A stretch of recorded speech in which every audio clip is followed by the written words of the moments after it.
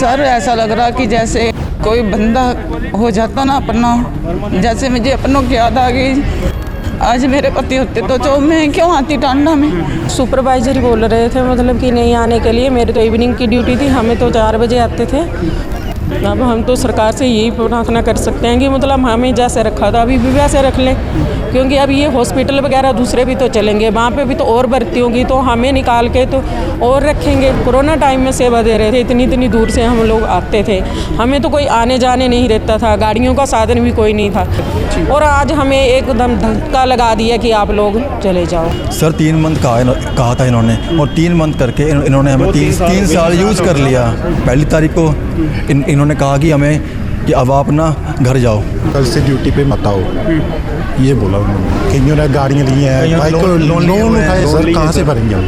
Salary हमारे को time से मिलती नहीं है, कभी 7 तारीख, कभी 18 तारीख, कभी अभी मार्च की 24 या 25 तारीख को मिली है 7 या 8 बजे के आसपास।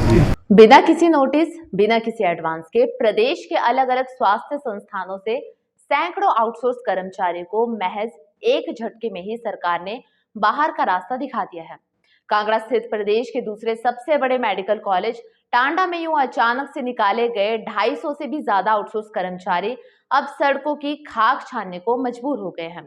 आज तीसरे दिन भी ये कर्मचारी टीएमसी के एडमिशन ब्लॉक के बाहर मौन प्रदर्शन करते हुए नजर आए। इस दौरान कुछ महिला कर्मचारी तो बिलक बिलक कर रोती हुई भी अपनी आप बीती बताते हुए नजर आई। आज इन कर्मचारियों की हौसला अफजाई के लिए नगरोटा बगवा के पूर्व विधायक अरुण मेहरा कूका भी धरना स्थल पर पहुंचे और इन लोगों का पक्ष सरकार के समक्ष रखने की बात कही। इस दौरान कूका ने कहा कि भले ही इनमें से ज्यादातर आउटसोर्स कर्मी उन्हीं की सरकार के कार्यकाल में रखे गए हो, मगर इसका अर्थ ये नहीं कि ये सभी किसी एक विशेष पार्टी के हैं।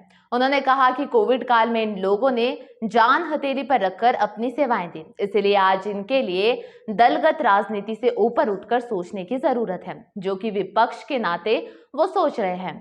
उन्होंने कहा कि जो हो जाए, जब तक इन लोगों को न्याय नहीं मिल जाता वो इसके समर्थन में खड़े नजर आएंगे। वहीं आउटसोर्स पर सफाई का कामकाज देख रही महिला कर्मचारियों ने भरे मन से अपना दुखड़ा सुनाते हुए कहा कि उनकी मजबूरी ने उन्हें टांडा मेडिकल कॉलेज में साफ सफाई करने का काम करने की राह दिखाई, मगर आज ना तो वो घर की है और ना ही घाट की। इस वक्त उनके सामने मुसीबतों का ऐसा पहाड़ टूटता प्रतीत हो रहा है जिसका कोई हिसाब ही नहीं। सर ऐसा लग रहा कि जैसे कोई बंदा हो जाता ना अपना, जैसे मुझे अपनों की याद आ गई। आज मेरे पति होते तो मैं क्यों आती टांडा में। उनको भी कैंसर हो गया था, उनको भी इतने पैसे लगाए, वो भी ठीक नहीं हुए। मेरा 13 साल का लड़के का एक्सीडेंट हो गया, वो भी खत्म हो गया। और एक लड़का मेरा बड़ा वो पढ़ता है अभी। मैं ही हूँ घर को कैसे करेंगे। हमें एकदम से बोल दिया हम कहाँ जाएं, अब हम कहीं भी जाने वाले जा नहीं सकते। पहले मैं इधर घरों में काम करती थी, यहाँ आ गई तो चलो थोड़ी राहत मिल गई, क्योंकि सारा बन गया ना भी, तो चलो हम लगे तो चलो अच्छा होगा कि हम पढ़ा सकेंगे अच्छी तरह। पैदल आते हैं, घर से पैदल जाते हैं, किराए खर्चने से भी डर लगता है। चलो 2-4 पैसे बच जाते हैं, हम उतने से कर लेते हैं। आज कोई सभी मुश्किल ऐसे पहाड़ पड़ के, जैसे सर पे इतना पहाड़ पड़ के, जैसे लग रहा कि मेरे को तो मैं तो मर जाऊंगी। सुपरवाइजर ही बोल रहे थे मतलब कि नहीं आने के लिए। मेरी तो इवनिंग की ड्यूटी थी, हमें तो 4 बजे आते थे। तो बाद में पता चला कि मतलब कि मत आना आप लोग। यहीं से फ़ोन किया मुझे मेरी बहनों ने कि मतलब दीदी आप मत आना, अभी तो आप यहीं पे आ जाओ। तो फिर हम यहाँ 1-2 बजे आए हैं, यहाँ पे 2-3 बजे। तो उसके बाद तो कुछ नहीं बना कि बोल रहे थे अभी सोचेंगे आपके बारे में, अभी बैठी है बैठक वगैरह। तो मतलब इस हिसाब से हम फिर घर चले गए। कमाने वाला कोई नहीं है, 2 बेटे हैं मेरे, खुद ही कमाती हूँ, यहाँ रेंट पे रहती हूँ। बीमार थे, ख़त्म हो गई 2015 में, दिहाड़ी लगाते थे मजदूरी वगैरह। अब हम तो सरकार से यही प्रार्थना कर सकते हैं कि मतलब हमें जैसे रखा था अभी भी वैसे रख लें, क्योंकि अब ये हॉस्पिटल वगैरह दूसरे भी तो चलेंगे, वहाँ पे भी तो और भर्ती होंगी, तो हमें निकाल के तो और रखेंगे। तो हम भी तो इतने साल से मतलब 2 साल से सेवा दे रहे थे, कोरोना टाइम में सेवा दे रहे थे, इतनी दूर से हम लोग आते थे, हमें तो कोई आने जाने नहीं देता था, गाड़ियों का साधन भी कोई नहीं था। रेंट पे रहने लगे तो 3,000 रुपये देते थे, तो मतलब 4-5 हज़ार भी रेंट ले लेते थे लोग। तो हमें यहाँ सड़क पे भी आने जाने के लिए दिक्कत होती थी। जब हम यहाँ से निकलते थे तो बोलते कि साइड हो जाओ, कि ये तो कोविड से आ रहे हैं, बीमार पड़ जाएंगे, हमारे बच्चे बीमार हो जाएंगे, तो हमें आने जाने के लिए भी इतनी दिक्कत होती कि लोग आने जाने भी नहीं देते थे। तो कोविड टाइम में हम लोगों ने कितनी सेवा दी है वो सभी जानते हैं। सभी लोगों ने सेवा दी है, ऐसा नहीं कि हमने अकेले ने दी है, सभी लोग लगे थे। कोविड टाइम में क्या नहीं किया, बिस्तर हम करते थे, बीमारों का मतलब बीमार थे, जो लोग बीमार थे उनके घर का तो कोई अंदर नहीं आता था और ना बाहर जाता था। जो कुछ करते थे हम सभी लोग करते थे। वार्ड बॉय हो गए, सफाई वाले हो गए, नर्सें थी, डॉक्टर भी आते जाते थे, सभी के सहयोग से मतलब हम लोग काम करते थे। और आज हमें एकदम धक्का लगा दिया कि आप लोग चले जाओ।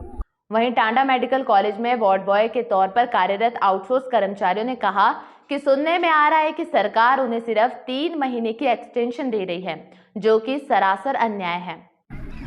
सर वही है कि हमारा एक्सटेंशन ऑर्डर 3 महीना कर रहे हैं, 3 महीने चाहिए हमें, रेगुलर करो हमें।